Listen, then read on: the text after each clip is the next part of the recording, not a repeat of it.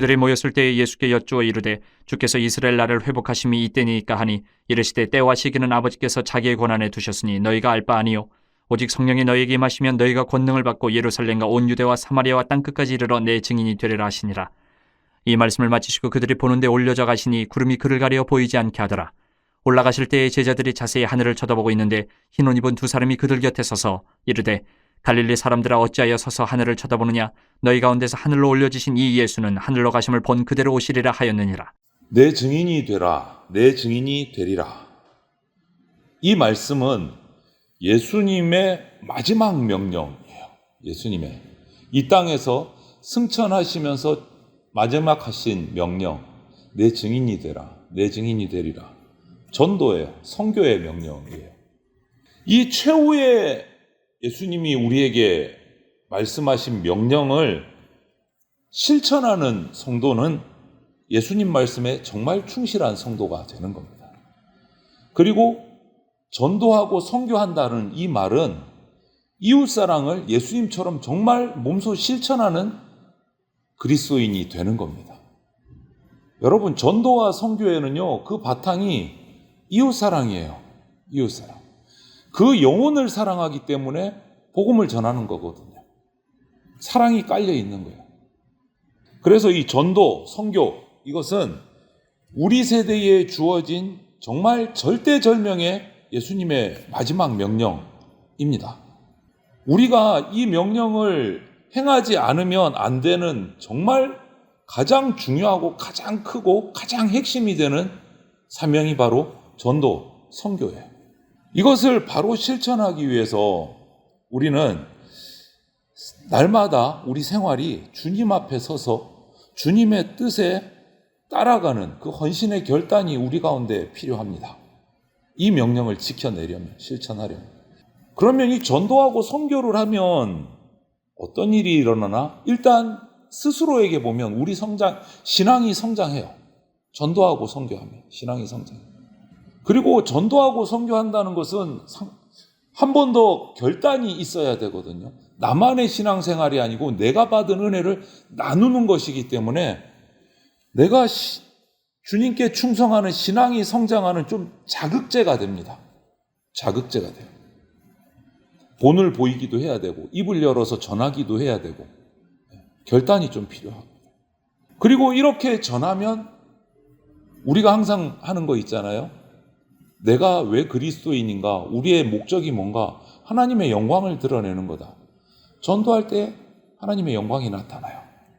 그래서 오늘 이 전도, 증인이 되는 것이 무엇인가 한번 살펴보려고 합니다.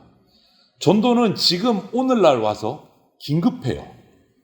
긴급해요. 이게 무슨 말이냐 하면 우리가 해야 되는 이 전도는요, 선교는 뭐 해도 되고 안 해도 되고 하면 좋고 안 하면 뭐 그만이고 이 정도가 아니에요. 지금 바울 사도의 말씀같이 복음을 전파하지 않으면 나에게 화가 임할까 두렵다 하는 자세로 임해야 돼요. 복음 전파는 그냥 한번 생각나면 해보고 바쁘면 안 하고 이게 아니에요. 이것을 하지 않으면 내게 화가 임할 것 같다. 화가 임한다. 그런 간절함으로 전해야 돼요. 이렇게 우리가 전도를, 선교를 시급하게 해야 되는 이유는 뭐 여러 가지 각도에서 이야기할 수 있겠지만 굵직하게 대표적인 그 이유를 살펴보면 세 가지 정도인데 가장 큰 이유 첫 번째는 오늘 본문 말씀에 나온 것처럼 예수 그리스도의 명령이기 때문에 반드시 해야 돼요. 항상 설교하다가 제가 그런 얘기 하잖아요. 이거는 명령입니다. 당부가 아닙니다. 예수님의 그런 말씀이 몇 군데 나오잖아요. 이 전도, 선교, 내 증인이 되라 이 말씀은 명령이에요. 반드시 해야 되는 거예요. 명령을. 예수님께서 마지막 승천하시면서 이 땅에 남기신 지상 명령이에요. 그래서 제자들에게 마태복음을 봐도 마태복음 28장 18절부터 20절을 봐도 모든 민족을 제자로 삼아 이렇게 명령하셨어요. 그리고 오늘 본문에 내 증인이 되라 말씀하셨어요. 명령이에요. 이것은 예수님의 명령이기 때문에 그리스도인인 예수 그리스도의 제자인 우리가 정말 내 목숨을 바쳐서 실천해야 될 사명이기도 해요. 복음을 전하는 사명. 예수 그리스도의 백성, 예수 그리스도의 제자라고 한다는 것은 예수 그리스도의 명령에 순종하는 것이 당연한 거예요. 내가 예수님을 믿는 사람이야, 예수님의 제자야 라고 고백한다면 예수님의 말씀에 명령에 순종하는 것이 당연한 거예요.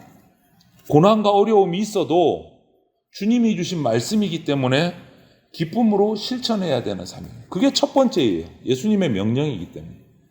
두 번째는 왜 시급한가? 이 전도하고 선교가 시급한가? 두 번째는 세상의 종말이 가까워오고 있는 게 너무 눈에 보이기 때문에. 오늘날 가리켜서 또 많은 목회자나 목사님들이 말세 지말이다 이렇게 한자어를 쓰시는 분들이 계세요. 말세 지말이다. 뭐죠? 말세 중에서도 진짜 끝이 보인다. 말세도 그냥 말세가 아니고 끝이 보이는 것 같다. 말세의 끝이 보인다는 것은 말세의 끝에는 무엇이 남아 있습니까? 예수님의 재림이 딱 하나 남아 있어요. 심판하러 내려오시는 예수님의 재림. 예수님의 재림이 가까워오는 때에 주님이 택한 백성을 구원하는 이 복음 전파의 일, 전도 선교의 일에 매진을 해야 되는 건 당연한 거예요. 얼마 안 남았어요, 시간이. 성경이 말하는 말세의 여러 가지 그 징조들이 거진다 나타나고 있어요. 오늘날 거진다. 정말 말세의 끝이 오는 것 같아요. 그렇기 때문에 온 땅에 복음이 전파되면 주님께서 다시 오시겠다라고 약속하신 그 말씀을 기억을 하면서 마지막 때 여러분, 내가 복음 전하다가 예수님 오셔야 멋지잖아요. 영광이 되잖아요. 많은 목회자들의 또 소원, 기도 제목 이런 것들이 내가 복음 전하다가 설교하다가 천국 가면 좋겠다. 노목사님들이 이런 말씀들을 종종 하세요. 복음 전하다가 예수님 맞이하면 좋겠다는 거예요. 복음 전하다가. 우리도 마찬가지잖아요. 내가 그리스도인이라면, 예수님의 제자라면 예수님 오실 때 내가 영혼을 붙들고 복음 전하고 있을 때 구름 타고 오시면 얼마나 좋아요. 그래서 시급한 거예요. 세상 종말이 오기 전에 복음을 전하는 성도가 우리가 되어야 됩니다. 또 한 가지 전도 선교를 시급하게 해야 되는 이유는 이 땅이 악으로 가득 차가기 때문에. 인정하실 거예요. 공부는 더 많이 하는데, 사람들의 지식은 더 풍성해져 가는데, 연구를 많이 해서 똑똑한 사람들은 더 많아지는 것 같은데, 대학원을 공부한 사람들이 더 많아지는 것 같은데, 그러면 세상이 선해져야 되고 착해져야 될 것 같은데, 그렇던가요, 여러분? 아니잖아요. 상상도 못할 범죄들이 더 많아지고 있어요. 말세의 현상이에요. 악이 점점점 확장되는 거. 성경이 그렇게 말하고 있잖아요. 사탄의 최후의 발악이 시작되기 때문에 악은 점점점 늘어나요. 말세에는. 딱 말세의 모습이에요. 그렇기 때문에 그 악이 늘어나는 데 대해서 그리스도인은 기죽으면 안 된다는 거예요. 무엇을 해야 되냐? 악이 늘어날수록 우리는 그 악들을 이겨낼 수 있도록 빛을 발해야 돼요. 소금의 역할을 해야 돼요. 그게 뭘까요? 복음을 전하는 거예요. 복음을 전하는 거. 예수님의 말씀을 전하는 거예요. 죄악이 늘어날수록 성령의 역사도 강해집니다. 무엇을 통해서요? 말씀을 통해서. 그래서 말씀을 전해야 돼요. 시급해요. 그럼 어떻게 전할까? 전도의 방법을 보면 전도, 선교하는 방법이 너무 다양해요. 어떤 눈에 보이는 방법적인, 프로그램적인 것으로 보면 한도 없이 많은데 그 핵심은 뭐냐? 내가 가진 가능성을 복음 전도에 쏟아 부어야 된다라는 거예요. 내가 가진 시간, 내가 가진 물질, 내가 가진 재능들을 바쳐서 전도에, 선교에 사용해야 된다. 그게 핵심이에요. 전도하는데. 그게 핵심이에요. 우리가 가진 역량을 투입을 해야 되는 생명이 걸린 영적 전투예요. 그것이 전도의 방법이에요. 먼저 좀 구체적으로 우리가 생각을 해보면 전도 방법은 생활로 전도해야 돼요. 생활을 가지고. 저와 여러분의 생활을 가지고 전도하고 선교해야 돼요. 이게 무슨 말이냐면 우리 그리스도인의 생활은 빛과 소금의 생활을 하라고 성경에서 예수님이 말씀하셨어요. 빛이 되라, 소금이 되라. 그게 전도예요. 방법, 생활로. 그리스도의 향기를 드러내는 그러한 삶을 우리가 살아야 돼요. 집에서, 직장에서, 교회에서, 이웃들과의 관계에서 내가 빛이 되고 소금의 역할을 감당해야 돼요. 생활로 전도해야 돼요. 생활로. 그거를 좀 전도학을 하신 분들은 관계전도다. 이렇게 말을 좀 만들어서 사용해요. 관계전도다. 생활 가운데서. 불신자들에게 모범이 돼야 되는 거예요. 와, 저 사람 교회 다니는 사람인데, 와, 하는 거 보니까 감동이다. 위로가 된다. 이런 생활의 본을 보여야 되는 거예요. 뭔가 좀 다른 것 같다. 소리 없이 생활을 통해서 전도하고 선교할 수 있는 것이 삶의 본을 보이는 거예요. 삶의 본을. 소리 없이 몸으로 보이는 거예요. 삶을. 두 번째 방법은 이것과는 또 반대요. 입으로 전도하고 선교하는 거예요. 이제 소리를 내는 거예요. 복음을 전하는 가장 많은 방법 중에 하나죠. 말을 해서 복음을 전하는 거.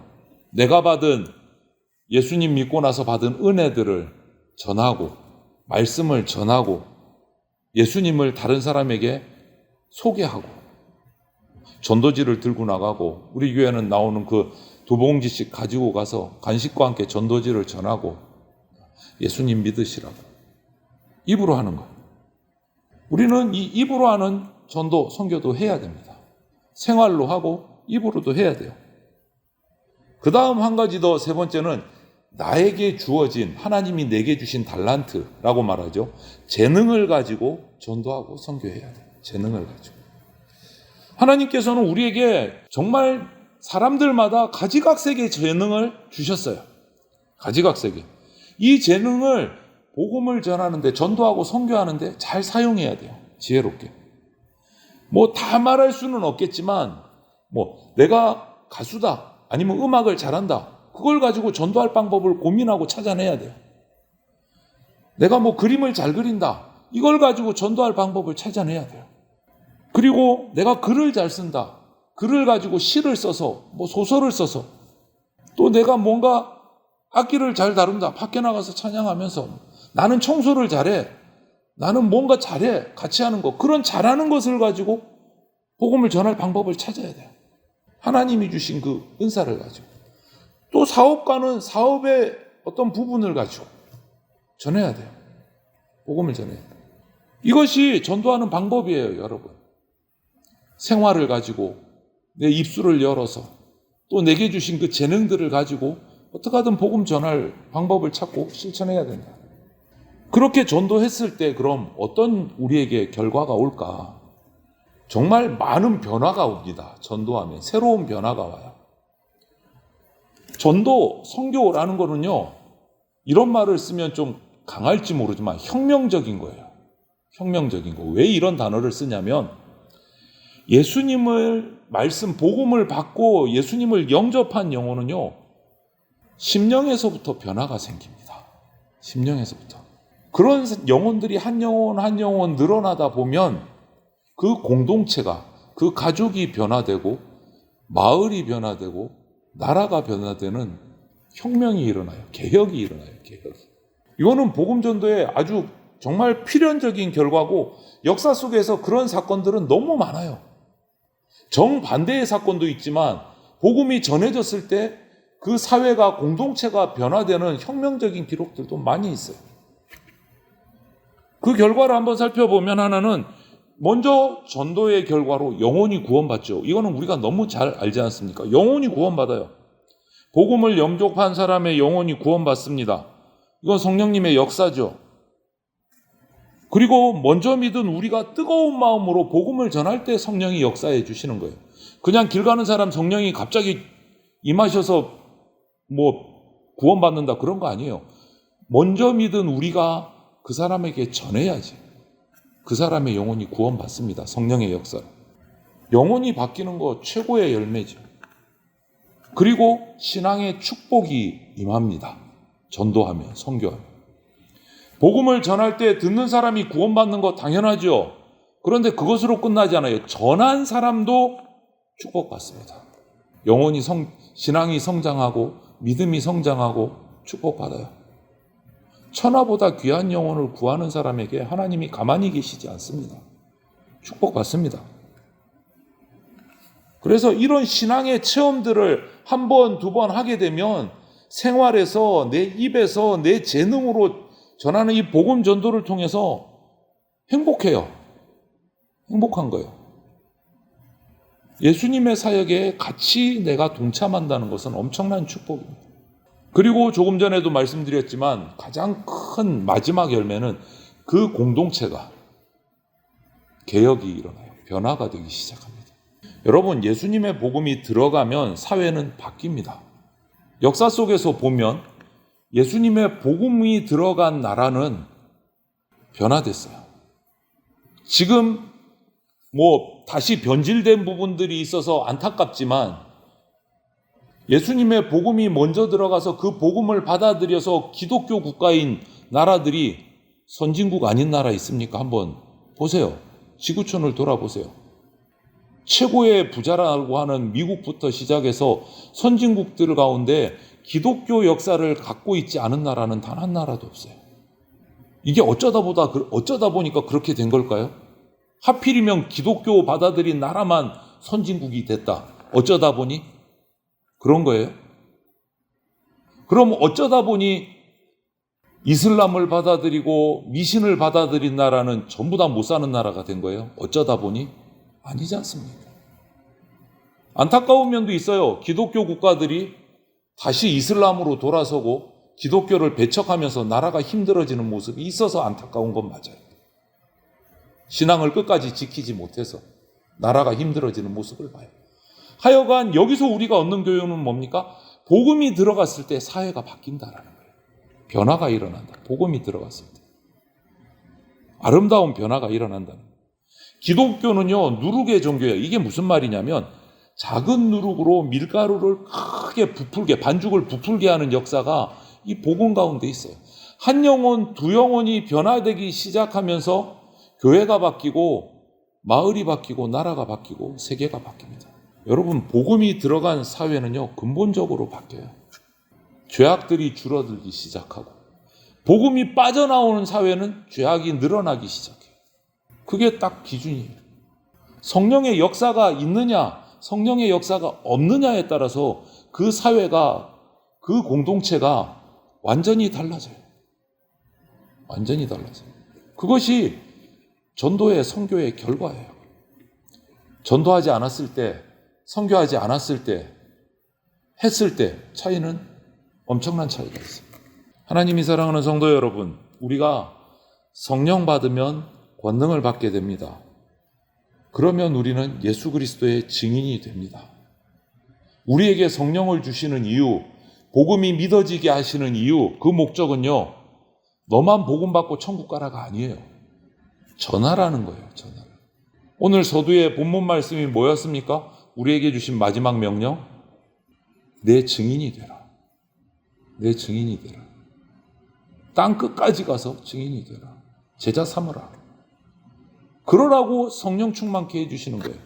그러라고 나에게 은사를 주시는 거예요. 그러라고 나에게 재물도 주시는 거예요. 여러분, 우리가 이 복음을 강하게 전하고 때를 얻든지 못 얻든지 복음을 전해야 됩니다. 그러면 우리에게 축복이 임합니다. 하늘의 복을 받고 싶으세요? 복음 전하십시오. 전도하고 선교하십시오. 에베소서의 6장 19절에 이런 기도의 말씀이 있습니다. 우리의 기도가 되면 좋겠어요. 제가 천천히 읽어드리겠습니다.